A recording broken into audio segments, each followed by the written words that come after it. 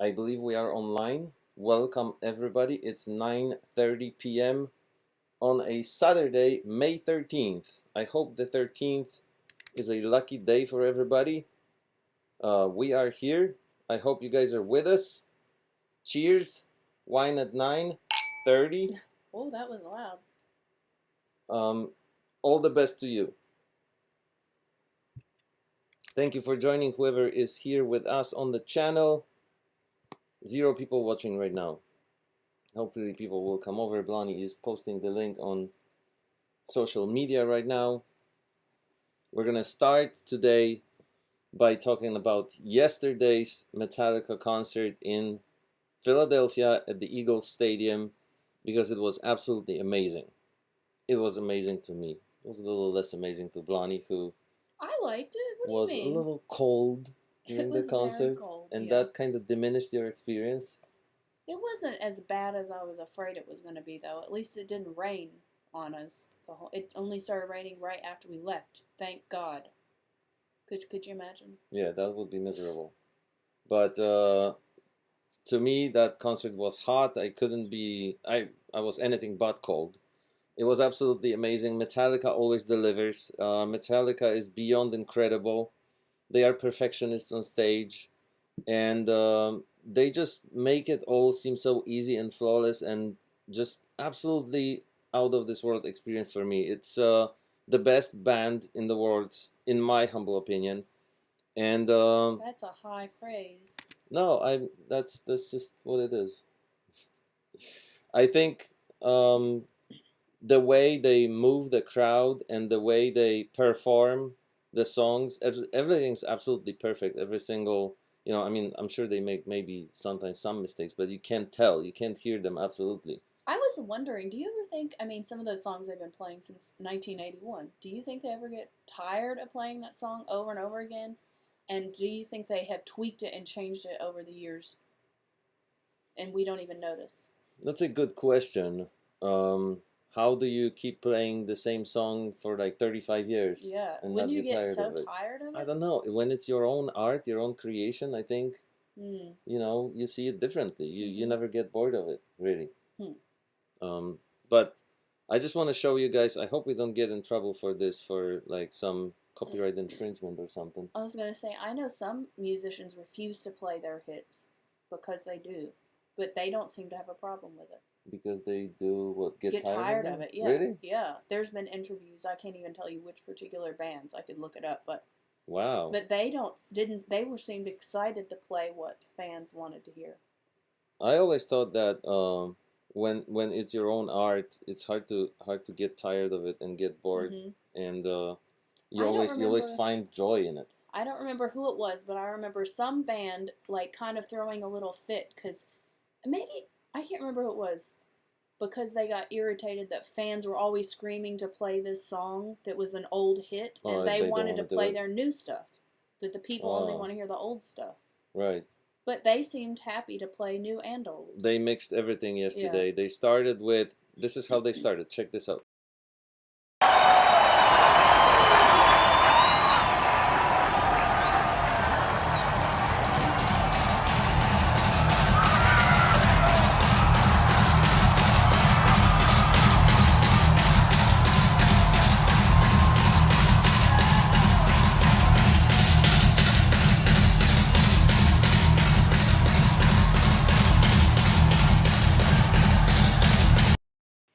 Blondie says this is not for everyone. No. Surely it isn't.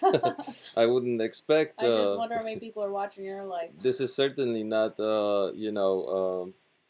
mediocre, popular pop, whatever My music. grandmother would be like, "What is mainstream. that racket This you're is playing?" this is far from mainstream, It would be but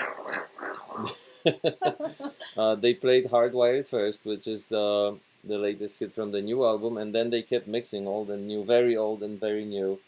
At the end, we had Master of Puppets, which was one of their, earliest hits. I mean, the whole thing was just absolutely incredible. They played Seek and Destroy from Kill 'Em All album. So very, very old music, very new music. Um, my favorite. I asked you what was your favorite moment, and did you have any different thoughts about it today since yesterday? Because when we were walking out of the concert, we were on the steps. I asked you what was your favorite moment. And what did I say? I think you said nothing else matters. I can't remember now. I mean, I think that. Oh, I remember very well. I remember one moment where I started like tearing up at whatever they were playing. It wasn't that Halo on Fire song? No, that was weird to me. I don't like girls fighting. I mean, you have to explain that. There weren't girls fighting at the concert. No, it was but- just the presentation yeah. of the band. Danny is with us. Hello, Danny. How are you? Hi. He says, "Hi, David. Hi, Blondie. Great to see you. Great to have you here. Thank you for joining." He said you can feel the energy. So Danny Man is a fan of Metallica. All right, so check this out. This is the Halo on Fire, and girls. There won't be any girls fighting in this clip, unfortunately. Unfortunately, you don't But- like girls fighting either. I don't like girls fighting me. Look at this. That's not true.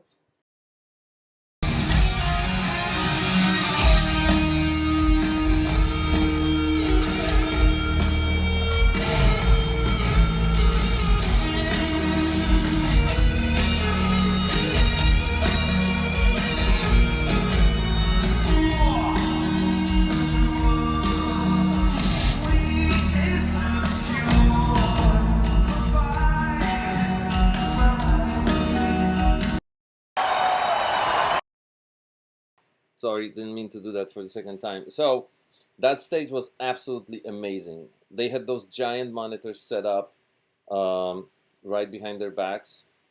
There was 5 of them, I think, and they were, of course, perfectly coordinated. The whole, presentation and whoever was doing that live feed on the monitors and how it was all mixed with their performance. I mean, that was incredible. They It seem was to so- have they're doing very good, speaking of marketing, they're doing really good with their marketing because, as I mentioned to you, they did a video all about Baltimore where they did slow motion shots of Baltimore and all kinds of Baltimore crowd shots whenever they're waiting in line, and now they're doing it for Philadelphia. It seems like they're going to do it for every city. You said that video from Philadelphia is already online, right? Hmm I hope Well, they were playing it at the concert as we were leaving. Yeah. So, when some everybody behind the was scenes. leaving the stadium. could you imagine vlogging for Metallica? Oh my goodness. That would be That your- would be a dream job, Yeah. huh? When people say, "What would you do if you could do any job in the world?" Now you can say, "I would Yes. vlog for Metallica." Metallica is looking for someone to just vlog their personal experience at the concert. Like walking on stage when they play and Oh my god! taking selfies with the with the band members. Yeah, I could do that. I think I could do that. I was thinking that today when we were looking at pictures from the concert. That I always say I wouldn't want to do any other job if I could do any job in the world, but I do believe I would love to do concert photography. I think that would be a really amazing job. I would want love to do that. concert vlogography. Concert vlogography. Vlogography. I'm gonna play you guys one more short clip before we get to the main subject of today, because that is my favorite part of yesterday's concert, and it's not here. Let me see if I can add it quickly. Basically, when they played Unforgiven, I think that was just absolutely my favorite part of the night. So here it is. Check it out.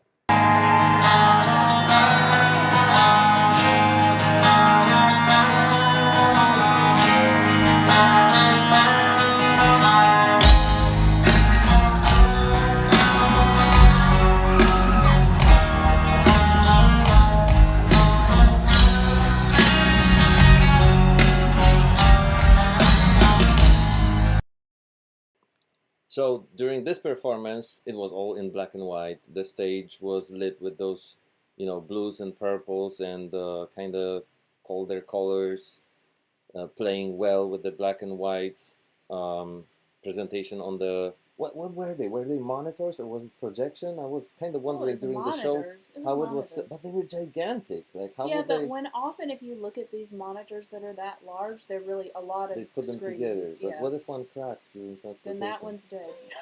They probably have backups. You know, the other thing.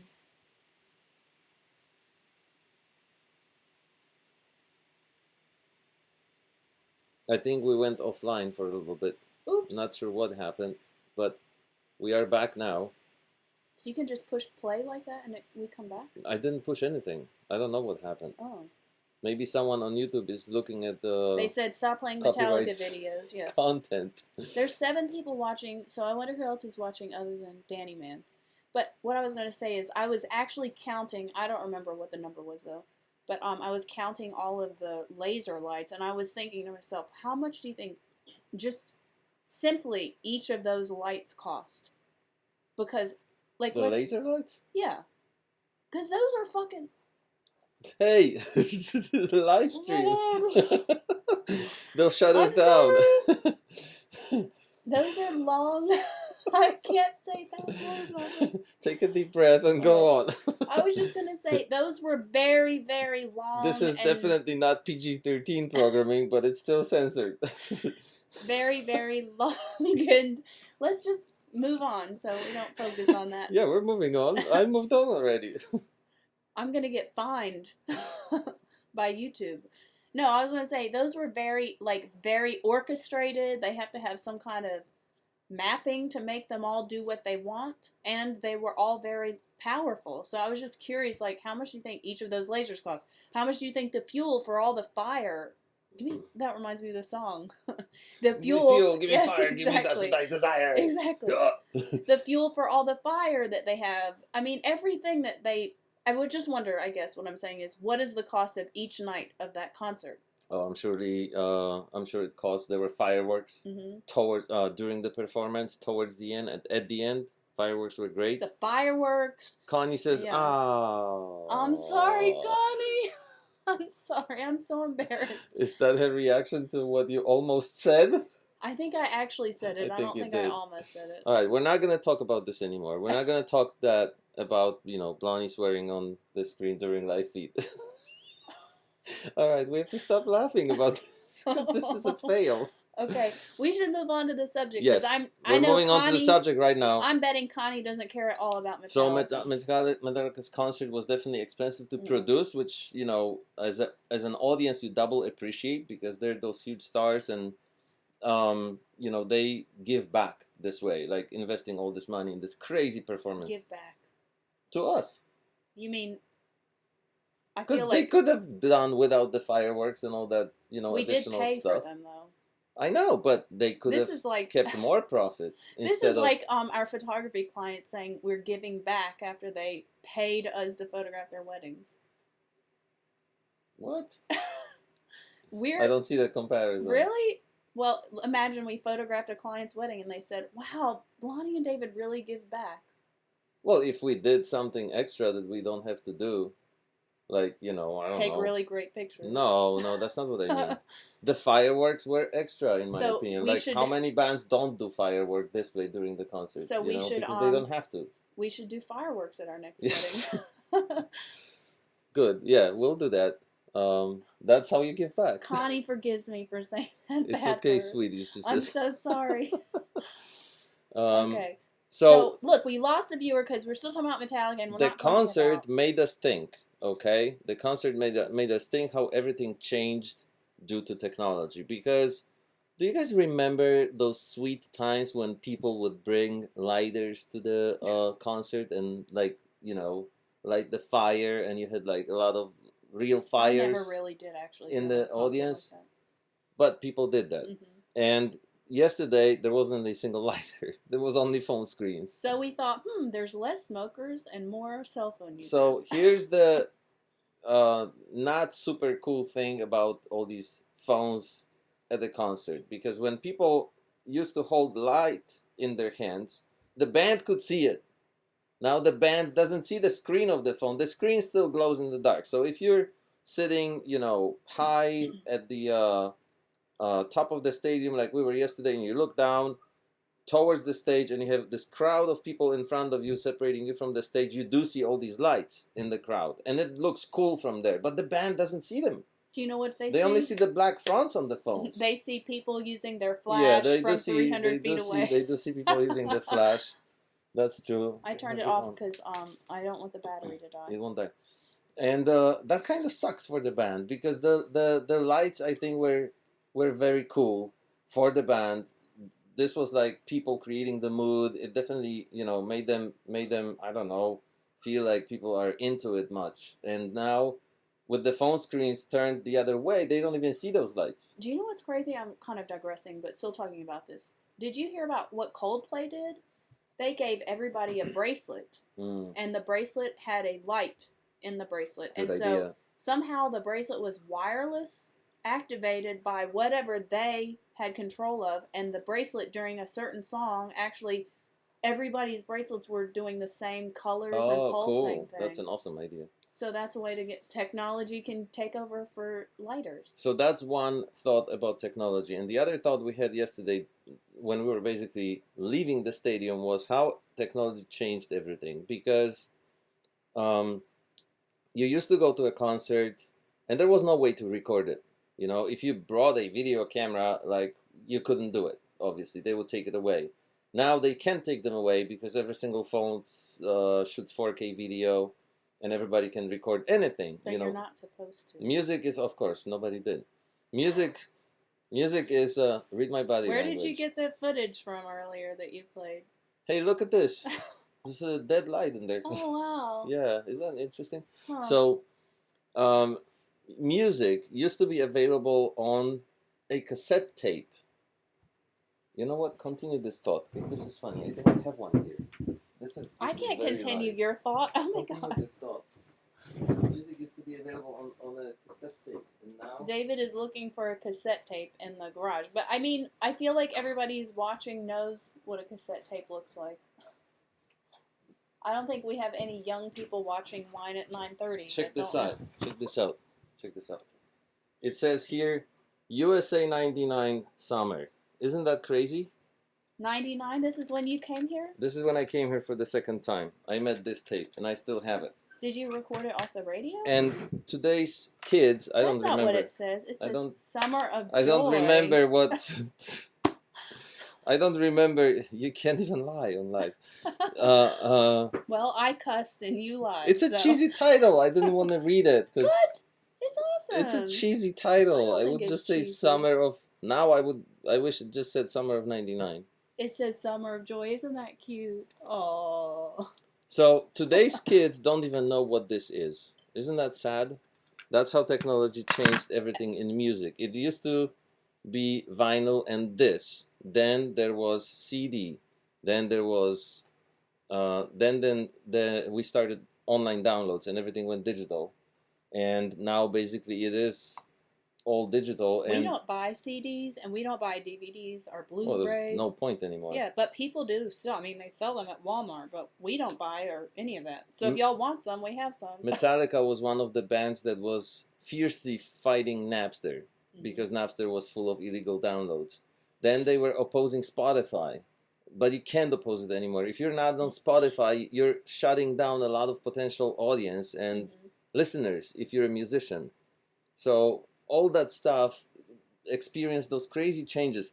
Have you guys ever heard about... Stop turning it off. It's I look already it. at 7%. Have you guys ever heard about 30 Seconds to Mars? The band with Jared Leto? No, they haven't. Or at least Connie and Wendy, I bet they haven't. I barely know who they are. So they had this crazy story with their label suing them for $30 million for fees that they were supposed to. Basically, they signed this crazy contract with their label and didn't quite pay attention what was in it. And the label was suing them for owing them $30 million after 1 or 2 releases of their albums. Because the contract had things included like the cost of making CD covers at the times when their entire albums were available only online. Mm-hmm. So the documentary about that is very interesting, and it has a lot of crazy stuff that happened to that band. I don't remember everything, but that was one of the things. Like, they were charging them for a lot of stuff that used to be traditional, and even some of it was changing over the years, but nowadays it's not even there. Mhm. But they were owing all this money to the label So company. they barely made any money. They didn't make any money. Yeah. Not only they didn't make money, they were still owing them. That's why Metallica charges $40 for a T-shirt. because that's their way to Well, make money. Metallica is at the top. I don't think But they it's have not those just them. concerts. It's not just them. That's why a lot of bands actually, I remember hearing that albums made musicians, I mean, now it's probably different for them because they're getting more savvy, but albums actually made no money for musicians. It was all of the extra stuff like t-shirts and ticket sales. Did you know that? That's how they were making their money. Oh, I'm pretty sure they make a lot of money from all that additional stuff, not just ticket sales, but Yeah. all the apparel and Ticket, but I'm saying the album, like the CD, they made like 2 cents on. But the ticket sales is how the bands actually made their money.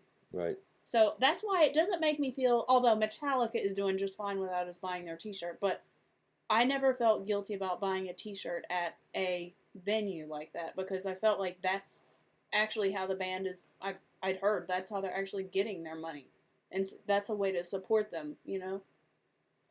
But we're digressing a lot from the main subject. We asked this question online earlier today about how technology changed many areas of our lives and how the basically the entry level cost to becoming a professional in a certain area in many areas was lowered because of technology. So let's start with photography, for example.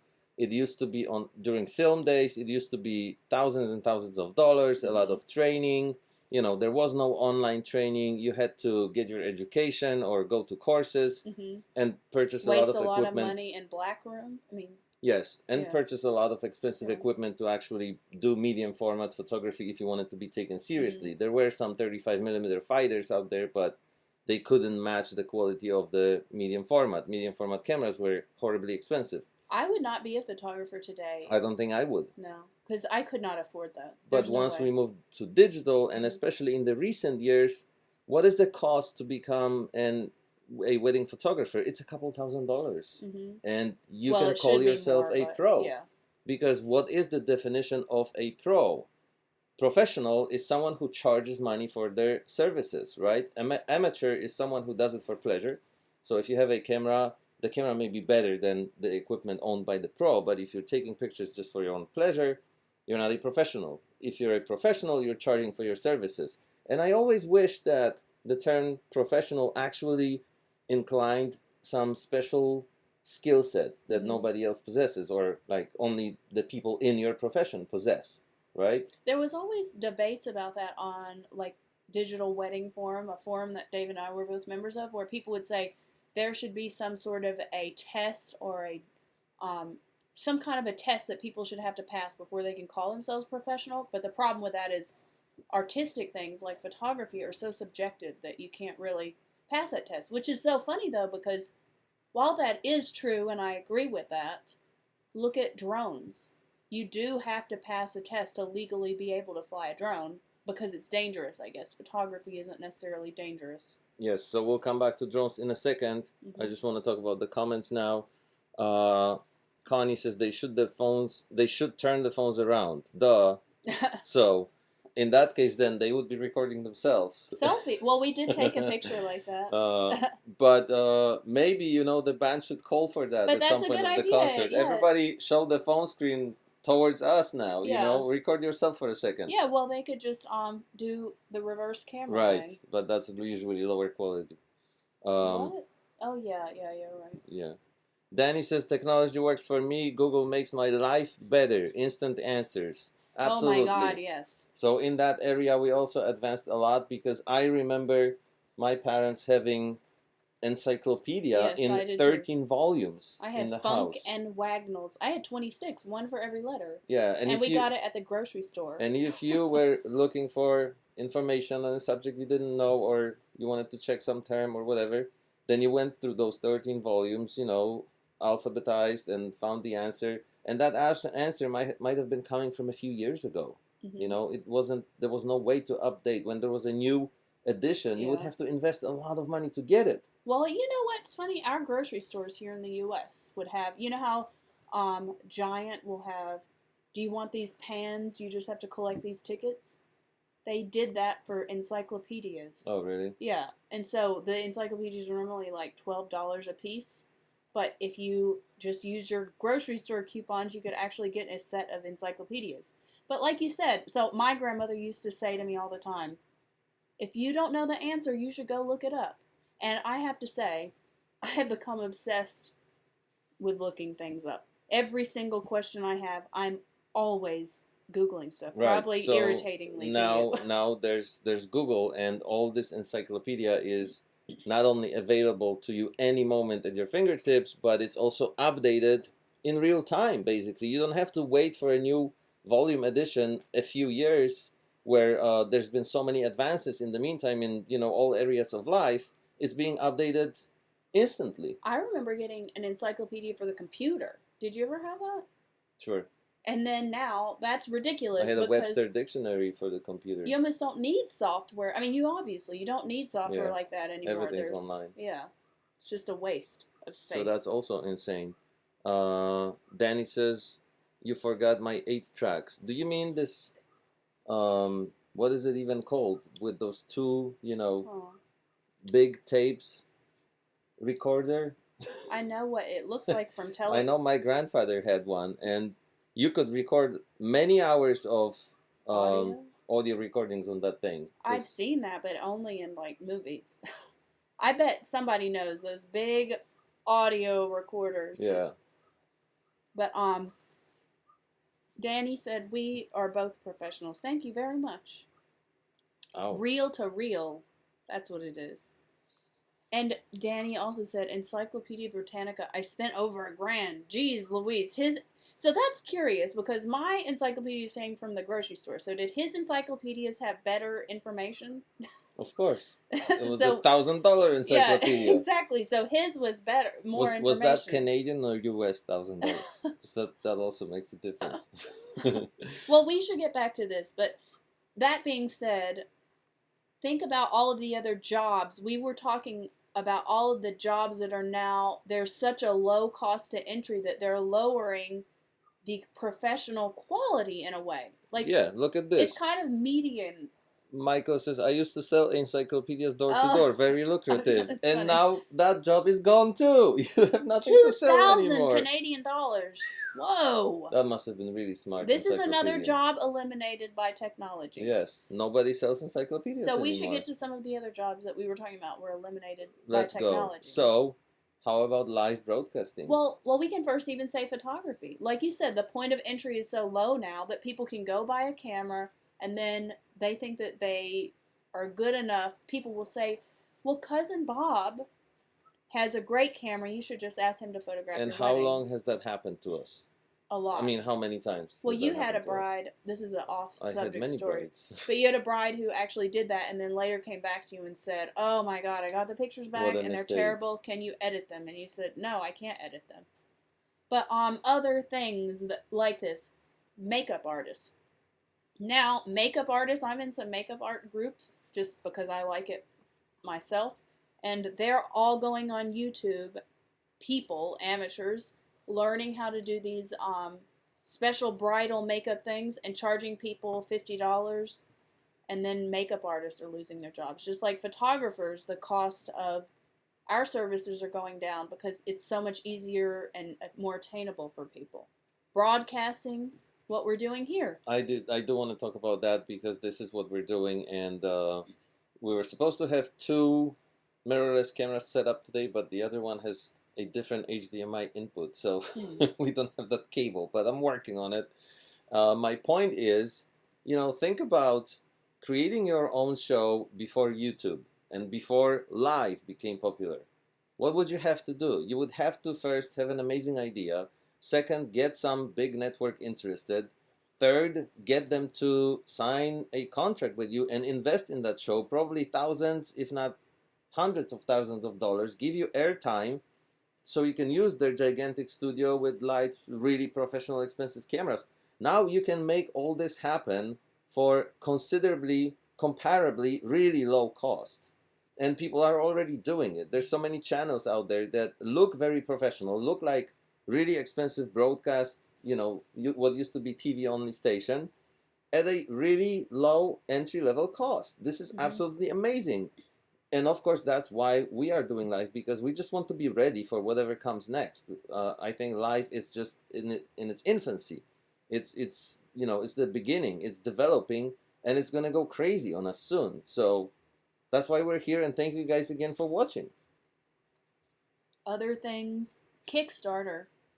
So 20 years ago, in my situation, I have to say, our rent has been paid by people helping us because we had to spend so much money on healthcare bills, deductibles, Wine at 9:30.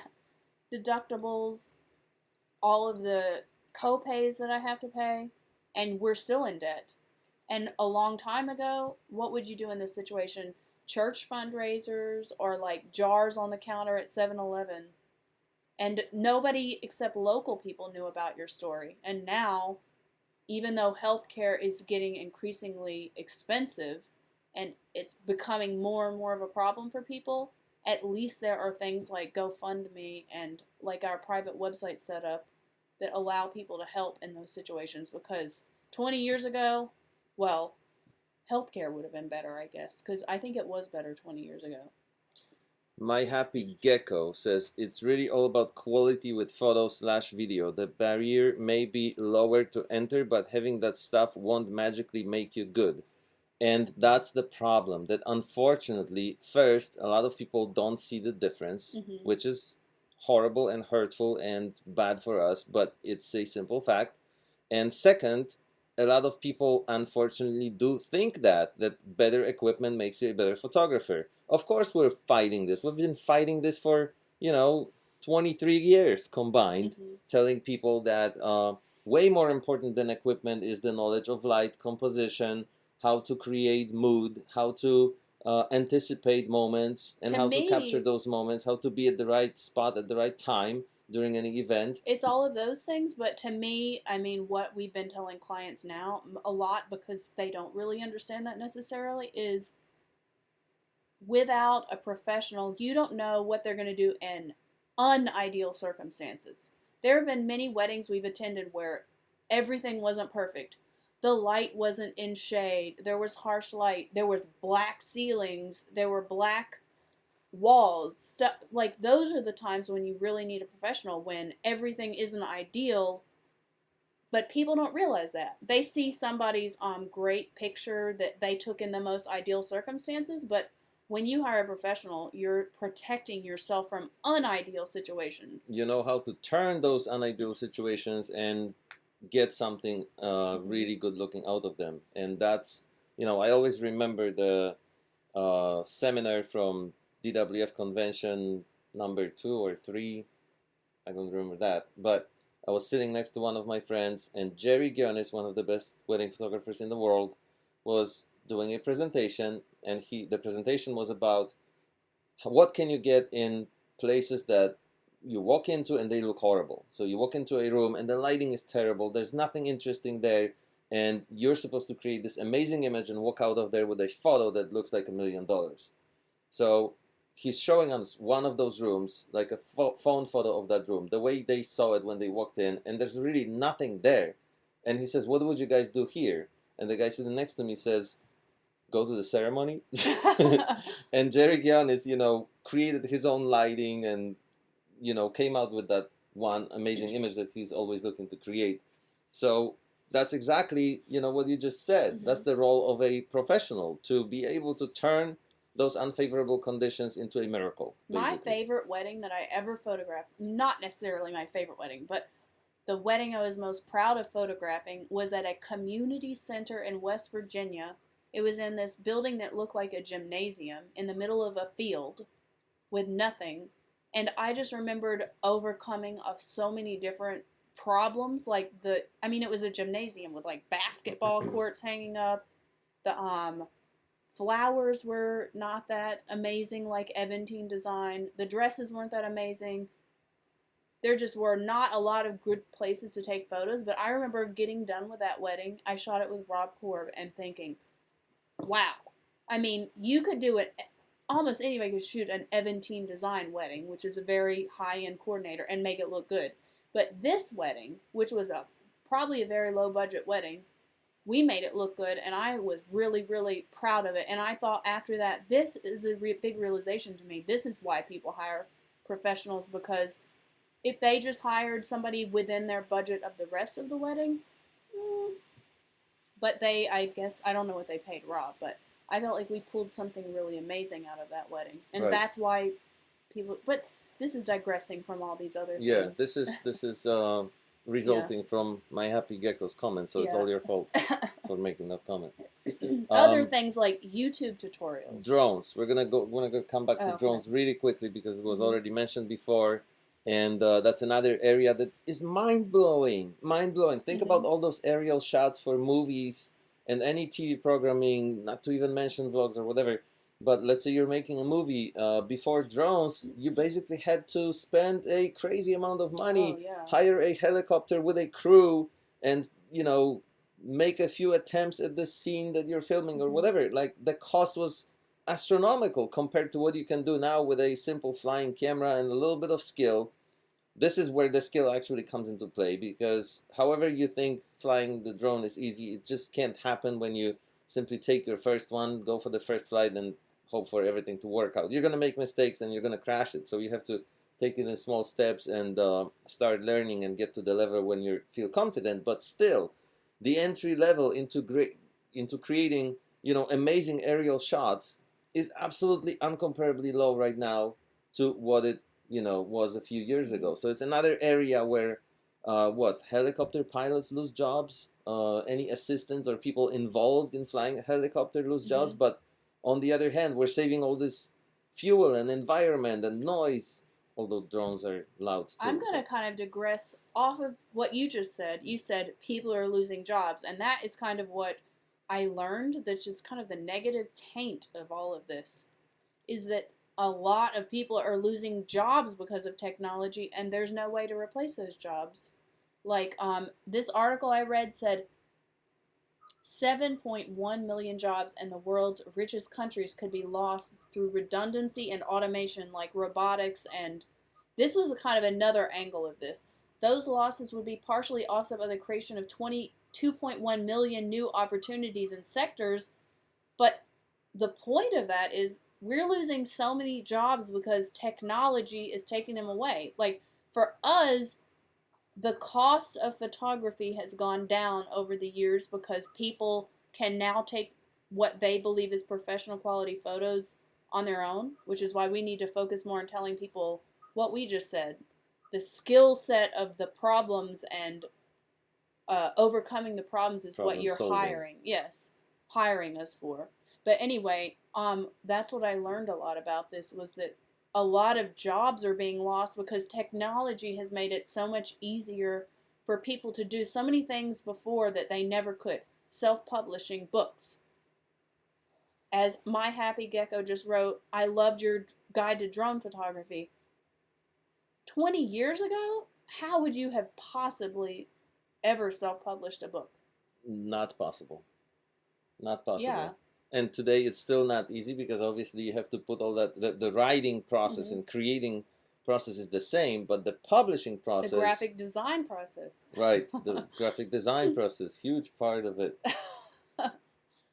But the publishing process is definitely you're basically cutting out a giant problem there. So who lost and nuisance? Who lost jobs because of us self-publishing? Publishers. Yes, printers. The marketing people, the graphic designers lost job because I graphic designed and that's not my job. I mean, so many people lost jobs specifically because we did that, but allowing us to do that, like we were able to do it because of all the technology that gave us that ability. 20 years ago, it wouldn't have been possible. Wendy says, I love the footage you post from your drone. Thank you so much. I don't understand how you can keep track of where it is and how it comes back. Well, you talk to it a lot before it takes off, and when it comes back, you always pet it very nicely, and then it's so happy. Positive reinforcement. Yeah, that it feels good when it comes back. So when it's flying somewhere out there, it starts thinking, I should probably go back because there's niceness awaiting me. So it comes back. David is misleading everything's you. good again. Yeah. Danny says drone technology has increased tenfold in the last year. What's ahead for us? I don't know, and that is Crazy scary. stuff. That's Absolutely scary. crazy I feel like stuff. that pertains to this job loss thing. And all of these job loss things I read about were mostly about manufacturing jobs, but I don't feel that they actually counted adequately things like he's saying drone technology. So we just saw where UPS drivers can put the package on a drone and not even have to get out of their car, drop it off in front of the door. So what happens at the time when Amazon Prime can just ship directly from their local warehouse? UPS drivers don't have a job anymore. Right. And then what happens? So that's the scary thing about this to me. It was about the money being transferred, as I said to you. So who's going to make the money from that? I'm just laughing in the comments. We're eliminating the middle class. Absolutely. Because the UPS driver doesn't have the job anymore. But who gets that money? The owner of the company. Because he doesn't need that UPS driver anymore. So that's a scary thing to me.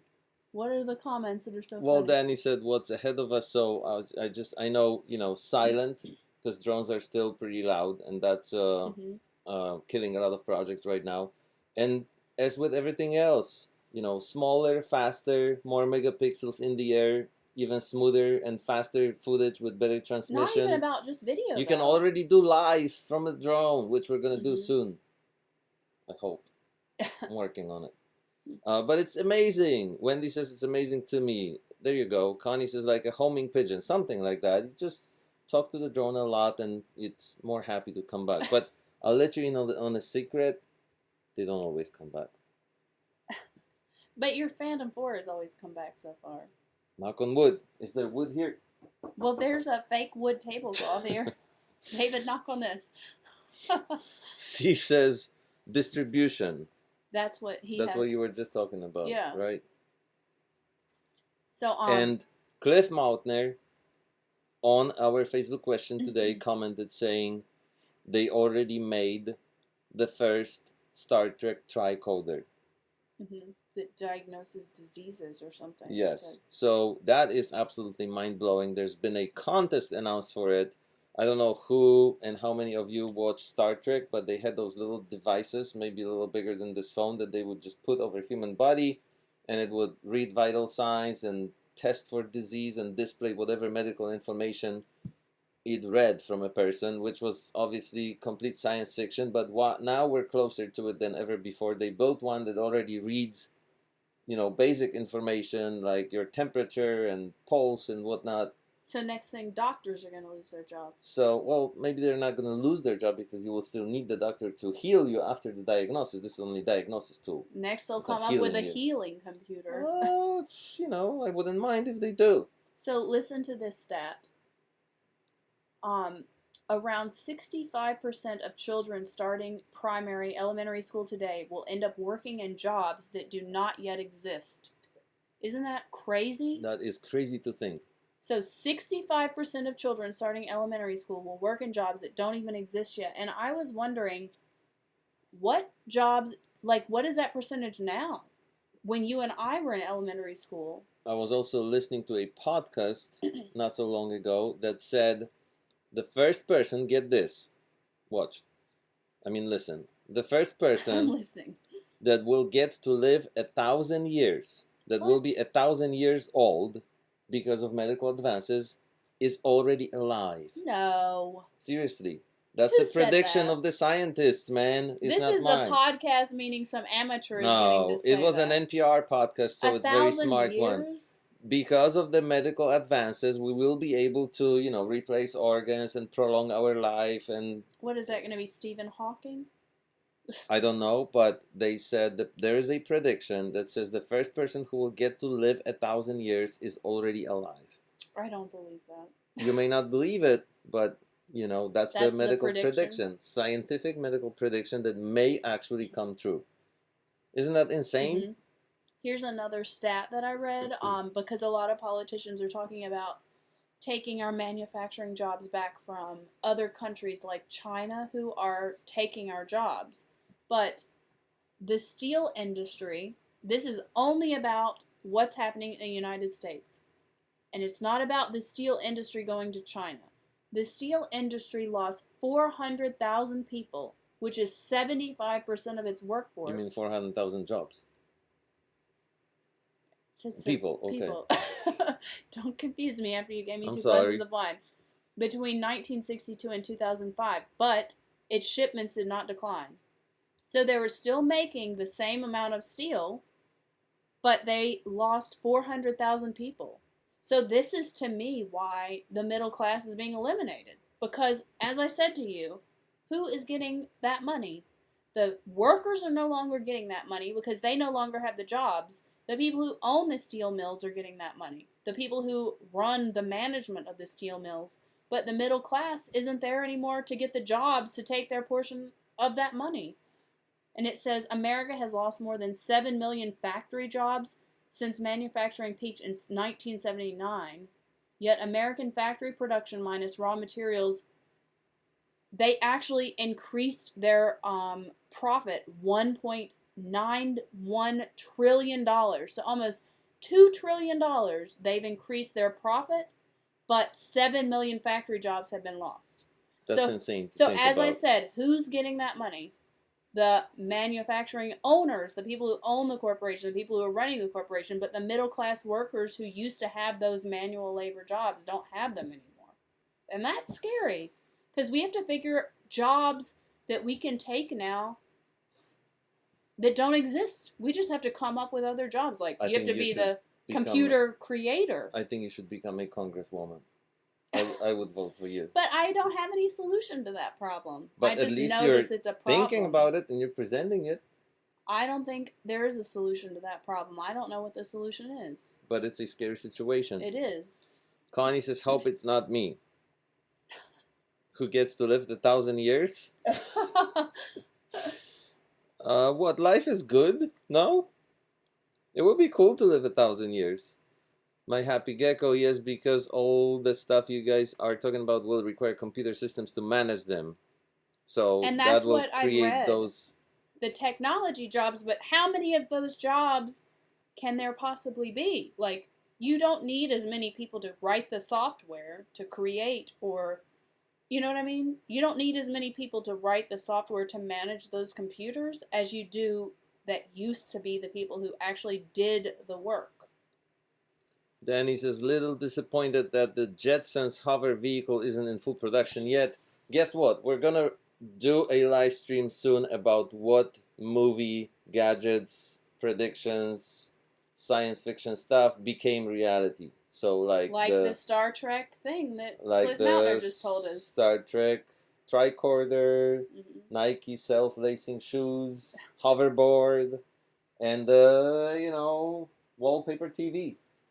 Oh, I was like, what, fake bricks? I didn't know where you were going with that. No, but there already is a wallpaper TV, so it used to be complete science fiction, but you don't have to look far. Video conferencing on a piece of glass where you can hear and see the person. Thought is, flashlight. If you told people, yes, 100 years ago that our flashlight would have maps, a camera, they didn't even know what a camera was, constant communication to people, and you could call people on it, they'd be like, what? That's just crazy. Maps is another area that we didn't mention yet, but it's part of it. You'd have to be able to read the map in the past and have the giant, piece of paper and try to figure out where you're going, knowing that north is up. And now people don't even know where north is. I know where north is. Where is it? So if your arrow on the GPS is always facing forward, no matter which direction you go, how do you know where north is? I'm going to invite comments here. So how many of you actually have your GPS always pointing north?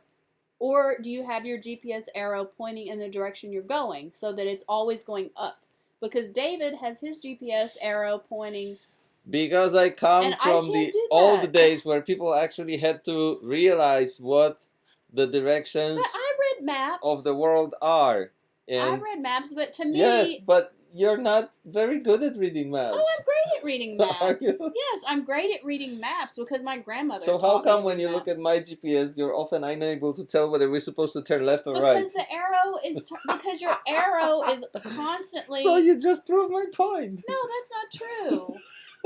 My arrow is always pointing this direction, so if the arrow goes left, then I know I need to go left. But and- his arrow is And pointing my like. north is always up, so that But wait a if second. I know I'm supposed to go west and I'm going the opposite direction, I can tell right away that I'm not But going the right David- direction. So smart David.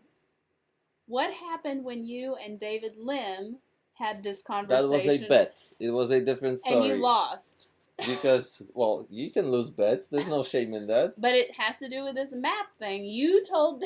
I have to tell the story now. So Okay. myself and Mr. David Lim were going to Chicago. And on our way back, on the way to Chicago, we were having that conversation. We're so dependent on our electronic devices right now.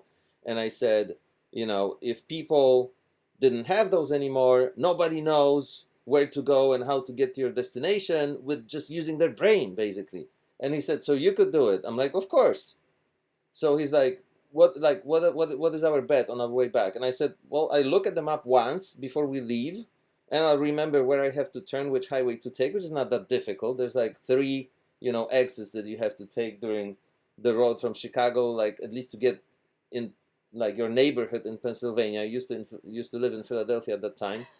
and I can get there. So that's the bet, that we took. I looked at the phone once, the map on the phone, before we left. You were trying to get to Philadelphia. Trying to get to Philadelphia from Chicago. Tried to memorize all the exits. Turned off the phone, and we started driving.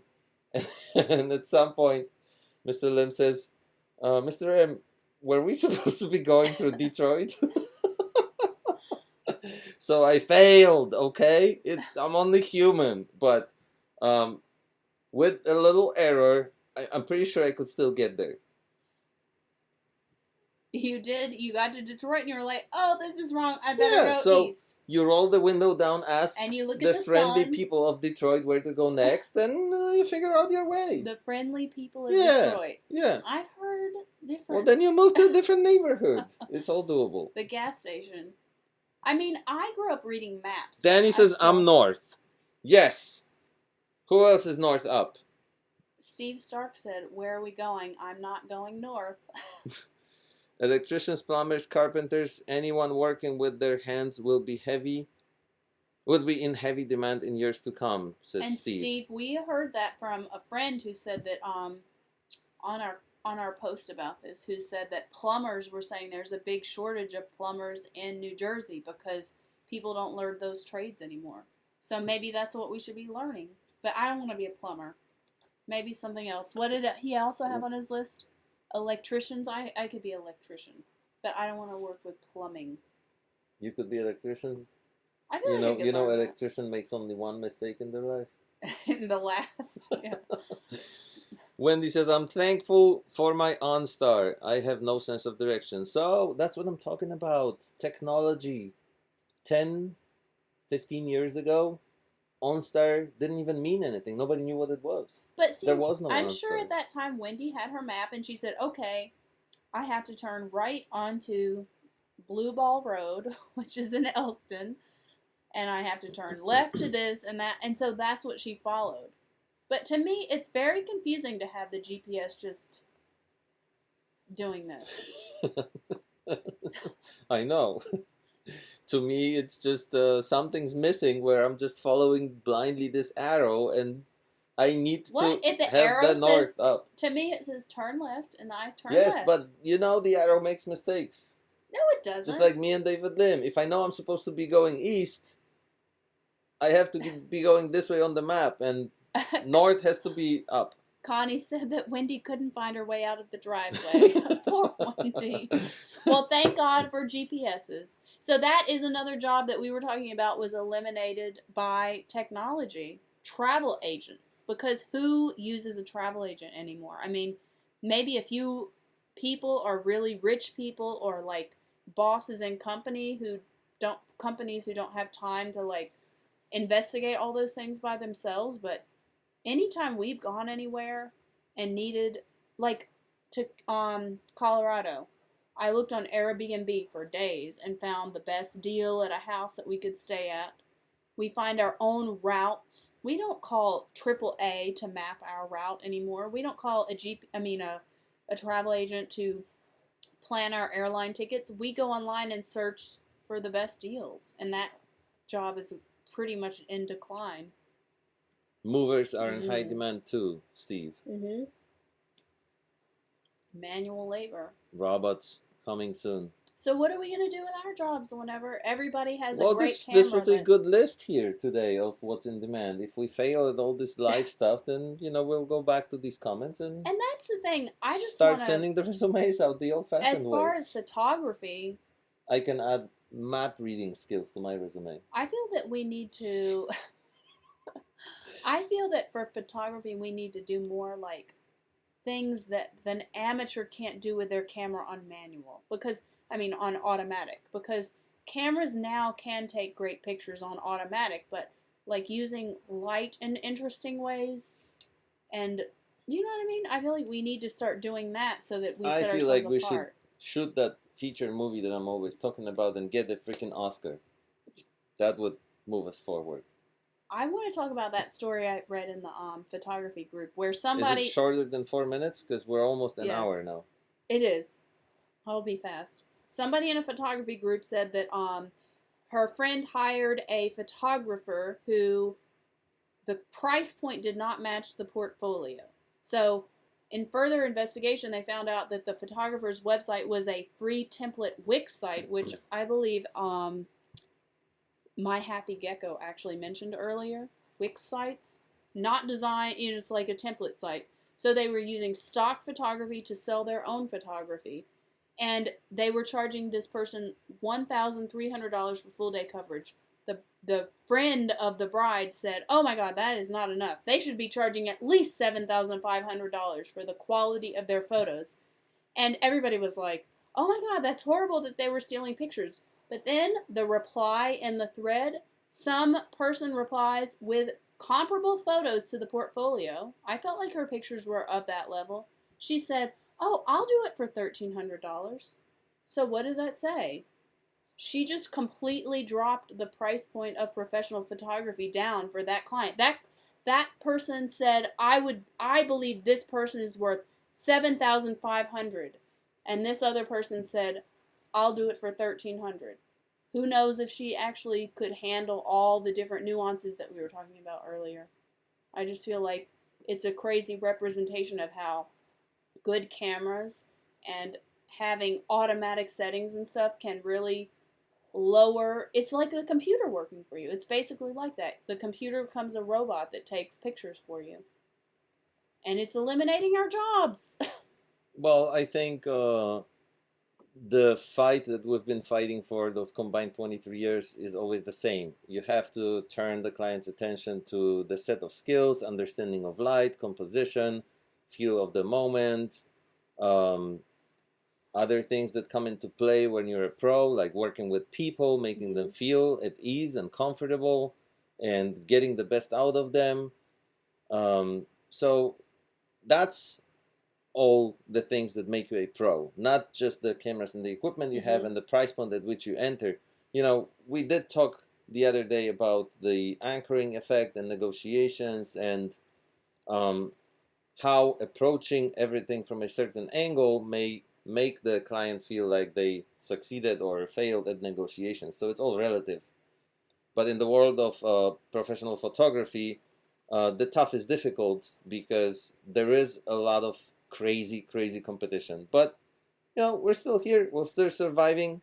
And Michael says, "I always use a travel agent, same price or less, and they plan all the connections. Booking online is a real pain in the butt." That's crazy. Well, we should contact him next time we have to go on a trip and ask for his travel agent with us. Sorry, because Steve said David will always point us all north. Right. Steve also earlier said, "Where are we going?" Well, we're going somewhere, of course. We're going to Pittsburgh soon, hopefully. We need to get back to that conversation. Guys, Thank you so much for staying with us tonight. I want to play just a More Metallica? just an audio message for you because it's a good one. But wait, we should say bye. No, wait, no, what? Don't say bye yet because people will leave What if now. people don't want to listen to Metallica? This is not and then they hang Metallica. up? Just let me play it. Philly.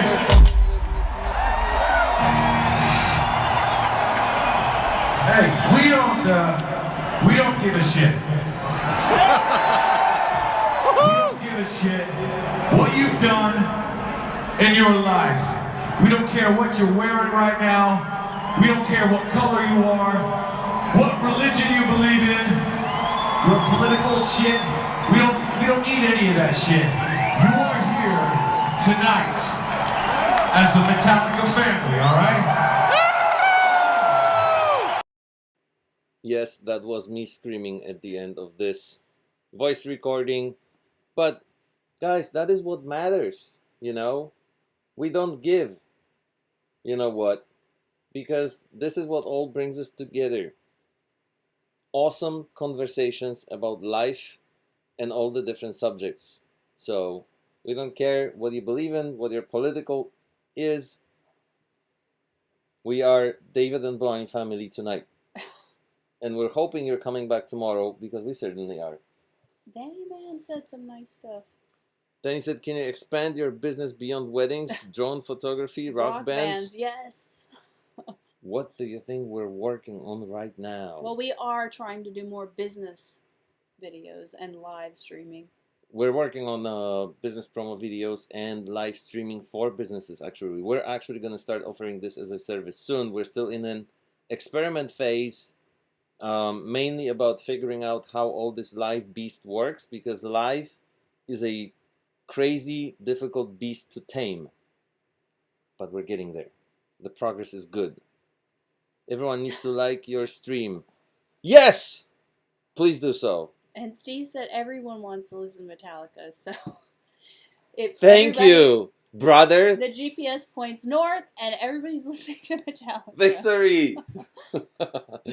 Thank you guys so much for surviving an hour with us tonight. I don't know how we got to an hour. They keep getting longer and longer. We need to be better about being initially more we were planning on 15 minute long live streams.